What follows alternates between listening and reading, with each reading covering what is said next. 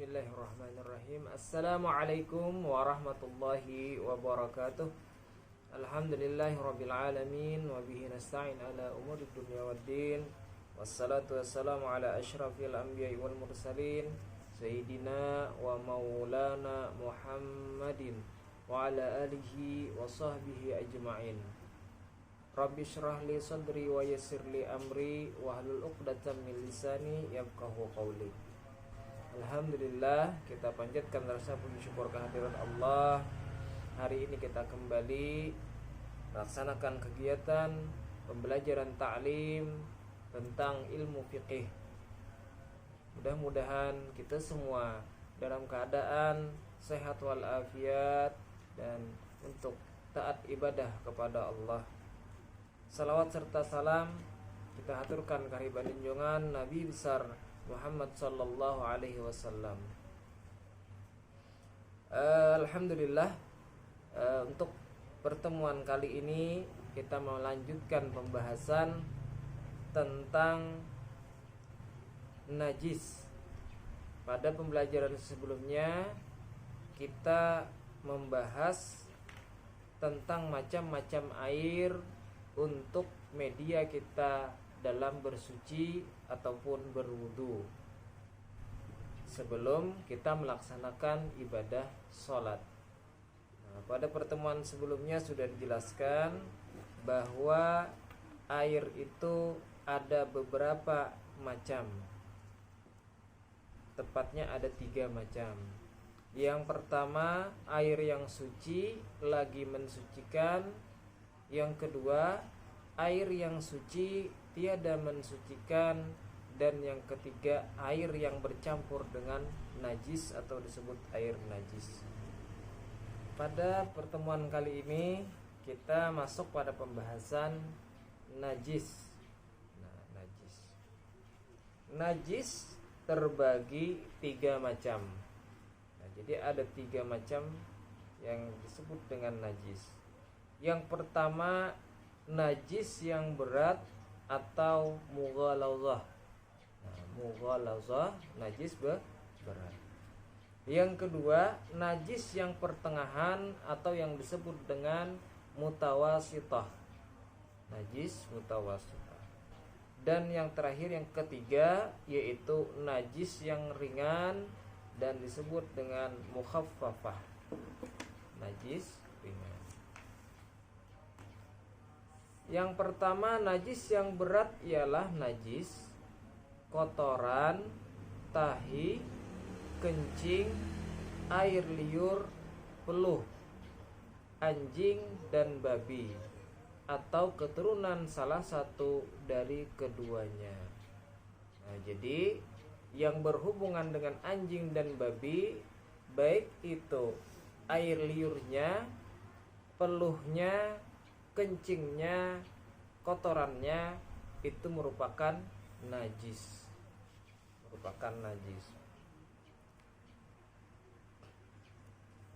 Umpama yang bercampur atau keturunan salah satu dari keduanya di sini maksudnya adalah umpamanya kambing beristri anjing, maka anaknya ini masuk hukum anjing. Jadi kalau ada anjing yang kemudian dia kawin dengan kambing, lalu si kambing ini dia melahirkan anak, maka anaknya tadi termasuk hukum anjing. Kambing beristri anjing. Demikian juga anjing beristri kambing. Nah, sebaliknya. Nah, tadi yang pertama kambing beristri anjing, yang atau sebaliknya anjing beristri kambing, anaknya masuk hukum anjing. Nah, jadi keturunan dari salah satu keduanya itu termasuk hukumnya najis berat tadi, najis mughalazah. Maka ketika kita tersentuh ataupun kena najisnya tadi, cara menyucikan yang pertama-tama dihilangkan dulu benda najis itu. Kemudian dibasuh dengan air 7 kali dan salah satunya dengan air yang bercampur tanah. Jadi misalnya kita tersentuh anjing ataupun babi, lalu tangan kita yang tersentuh tadi wajib kita bersihkan dengan cara membasuh dengan air, kemudian terakhir nanti ada air yang bercampur dengan tanah. Nah, cara membersihkannya seperti itu. Jadi bersihkan bendanya dulu, misalnya ada kotorannya di tangan kita, bersihkan dengan bersih, kemudian dibasuh dengan air, dan kemudian salah satunya nanti ada air yang bercampur dengan tanah. Nah, itu cara mensucikannya atau membersihkannya. Kalau dengan air aja bersih tapi belum suci. Nah, itu untuk ketika kita terkena najis berat, cara mensucikannya seperti itu. Jadi dengan siapkan air dan siapkan juga air yang bercampur dengan tanah. Yang kedua, najis yang pertengahan ialah najis yang bukan anjing, babi, dan kotoran salah satu dari keduanya seperti. Jadi selain anjing dan babi itu bukan termasuk najis mughalazah atau najis berat. Contohnya apa? Kencing, darah, nanah, kemudian susu binatang yang haram dimakan, bangkai binatang kecuali ikan dan belalang dan anak Adam. Maksudnya selain manusia. Nah, jadi kalau itu bukan kotoran dari anjing dan babi, itu termasuk najis sedang atau mukhafafah, baik itu darah, nanah ataupun kotoran. Cara menyucikannya, lebih dahulu dibuang najis itu, kemudian baru dibasuh dengan air yang suci lagi mensucikan. Jadi di mana ada najisnya tadi dihilangkan dulu, dihilangkan. Kalau yang kena najis itu pakaian, maka pakaian tadi dihilangkan bekas najisnya, dibasuh dengan bersih. Nah, cara membasuhnya bukan dengan sembarang air, yaitu dengan air yang suci lagi mensucikan yang kemarin kita bahas. Artinya air yang tidak bercampur dengan najis atau air yang ukurannya lebih dari 2 kulah atau air yang banyak, maka itu bisa dipakai untuk membasuh najis mukhafafah tadi. Yang ketiga adalah najis yang ringan, ialah kencing anak laki-laki yang belum cukup umurnya 2 tahun dan belum makan atau minum dengan berkenyang selain dari susu ibunya. Nah, jadi kalaunya bayi laki-laki yang belum umur 2 tahun dan dia belum makan dan minum kecuali menyusu aja, nah menyusu dengan ibunya, maka air kencingnya tadi itu secara derajatnya bukan termasuk najis pertengahan atau najis mukhafafah, tapi najis ringan yang disebut dengan apa tadi, mutawasitah. Nah, yang pertengahan. Nah, kalau yang ringan disebut dengan mukhafafah. Nah, mukhafafah jadi termasuk najis mukhafafah atau ringan. Nah, ini lebih mudah cara membersihkannya karena najis ringan. Jadi kalau ada adik kita misalnya yang masih umur 2 tahun laki-laki, nah kemudian dia belum belum makan dan minum kecuali menyusu dengan ibu kita, maka ketika terkena air kencingnya itu cara membersihkannya lebih ringan dibanding najis mutawasitah tadi. Yaitu caranya apa?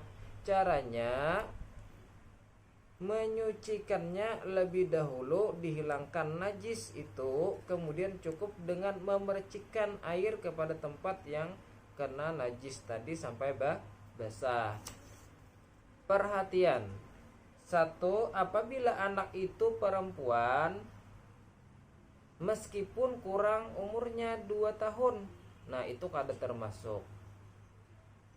Tadi khusus laki-laki aja. Yang kedua, umurnya cukup 2 tahun atau lebih. Nah juga kada termasuk. Yang ketiga, pernah makan atau minum berkenyang selain susu ibu meskipun sekali, maka hukumnya termasuk najis yang pertengahan. Najis pertengahan tadi berarti hilangkan betul-betul najisnya, kemudian kalau pakaiannya dicuci. Kalau kena anggota badan kita betul-betul dicuci, dibersihkan dengan bersih. Tapi kalau najis yang ringan tadi mukhafafah, maka caranya cukup dibersihkan najisnya, kemudian cukup dengan dipercikan dengan air sampai basah, maka sudah cukup dan menghilangkan dari najis tadi. Nah itu mengenai najis. Kemudian tadi ada bangkai ikan dan belalang. Nah itu bukan termasuk najis lah. Nah bangkai ikan dan belalang itu bukan termasuk najis. Artinya ketika kita sudah bersuci dalam keadaan berwudu terus menyentuh bangkai ikan tadi, maka itu tidak membatalkan wudu kita karena bukan termasuk najis. Nah jadi najis ini adalah sesuatu hal yang mencegah kita dari bisa kita mau bersuci, ataupun dari tadi kita dalam keadaan bersuci lalu terkena najis, maka bisa membatalkan keadaan bersucinya kita. Tadi harus dibersihkan najisnya dan bersucinya diulang kembali. Nah itu najis. Yang berikutnya, kalau tadi istilah membersihkan itu disebut dengan diantaranya istinja. Nah yang berikutnya adalah istinja. Nah kalau tadi membersihkan najis, nah yang berikutnya kita pembahasannya istinja. Istinja ialah bersuci dari buang air besar atau kecil. Nah istinja bersuci dari buang air besar atau kecil. Dan hukum istinja wajib kita hukumnya. Istinja ini dapat dilakukan dengan salah satu 3 cara. Jadi kalau tadi sudah berkenaan dengan bendanya atau najisnya, sekarang berkenaan kayak apa cara kita membersihkan ketika kita buang hajat, baik buang air kecil ataupun air besar. Caranya ada 3 cara. Yang pertama, membasuh tempat najis itu dengan air. Nah ini yang lumrah yang sering kita lakukan, membasuhnya dengan air. Yang kedua, menyapu dengan batu sampai bersih dan sekurang-kurangnya 3 biji atau 3 buncuk batu. Nah 3 sisi batu yang istilahnya kada melukai lah. Nah yang kada melukai. Jadi ada 2 sudah. Dan cara yang ketiga adalah menyapu dengan batu lebih dahulu, kemudian baru dibasuh dengan air. Ini ialah yang paling bagus. Nah jadi ada beberapa macam cara kita beristinja atau membersihkan ketika buang hajat. Yang pertama yang biasa kita lakukan adalah membasuh dengan air. Nah tentunya ini lebih bersih. Kalau ketiadaan air, bisa menggunakan menyapu dengan batu sampai bersih atau sesuatu yang serupa yang kira-kira bisa menghilangkan benda najisnya tadi. Nah jadi yang kada membahayakan lawan kulitnya, kulit kita. Kalau misalnya pakai sesuatu yang tajam lalu melukai, nah jangan. Jadi sesuatu yang agak kasar yang bisa menghilangkan bekas najisnya tadi itu boleh. Di sini dicontohkan dengan batu. Nah batu buncu-buncunya itu dan yang banyak kan kita biasa lihat biasanya di tempat-tempat umum yang agak modern mereka memakai tisu. Nah tisu di sini kalau tisunya itu sifatnya memang bisa menghilangkan najis, nah dan kira-kira sudah dianggap bersih, nah itu boleh. Tapi kalau sifatnya tisunya tadi istilahnya ternyata masih menyebabkan ada bekas najisnya, maka itu belum bisa membersihkan. Nah, najisnya belum hilang. Nah, jadi jenis tisu itu bisa menentukan juga. Yang ketiga tadi menyapu dengan batu dulu lebih dahulu, kemudian setelah itu baru dengan air. Nah, ini yang paling bagus. Cuma biasa kita lakukan nomor yang pertama, yaitu membasuh dengan air. Syarat-syarat beristinja. Nah, syaratnya apa? Yang pertama, najisnya tidak kering. Nah, najisnya kada sampai kering. Kalau sampai kering bujur-bujur dibersihkan ya Allah. Yang kedua, tidak berpindah dari tempatnya keluar. Jadi kada sawat tak kemana-mana tuh kotorannya. Nah, dibersihkan langsung. Itu syarat kalau hendak pakai batu. Nah, atau pakai benda sejenisnya. Najisnya tadi jangan sampai kering. Kalau kering sudah tentunya susah hilangnya kalau hanya kada pakai air. Yang kedua, tempatnya tadi tetap di situ kotorannya, kada sampai pindah ke tempat lain atau ke anggota yang lain. Yang ketiga, tiada mendatang najis yang lain. Habis dibersihkan misalnya pakai batu, lalu keluar lagi kotorannya, nah itu kada menghilangkan, artinya menghilangkan najis. Kalau tiada terdapat salah satu dari syarat-syarat ini, maka tiada boleh beristinja dengan batu atau seumpamanya. Nah, kada boleh. Seumpama batu juga kada boleh. Tapi mesti dengan air. Jadi kalau ada salah satu yang tiga ini, maka wajib dengan air cara membersihkannya. Setelah selesai beristinja, disunatkan membaca doa, yaitu Allahumma tahhir qalbi minan nifaqi wa hassin farji minal fawahish. Artinya, ya Allah, bersihkanlah hatiku dari munafik. Nah, hatiku dari sifat munafik, zahirnya Islam tapi batinnya kafir. Nah, banyak orang-orang yang seperti itu ngaku Islam KTP ya Allah, tapi dalam hatinya dia tidak mempercayai akan adanya Allah atau menyekutukan Allah. Nah, dan peliharakan kemaluanku dari sekalian kekejian. Nah, peliharakan kemaluanku dari sekalian kekejian. Mudah-mudahan kita terhindar dari perbuatan zina yang dimurkai Allah dan termasuk dosa besar.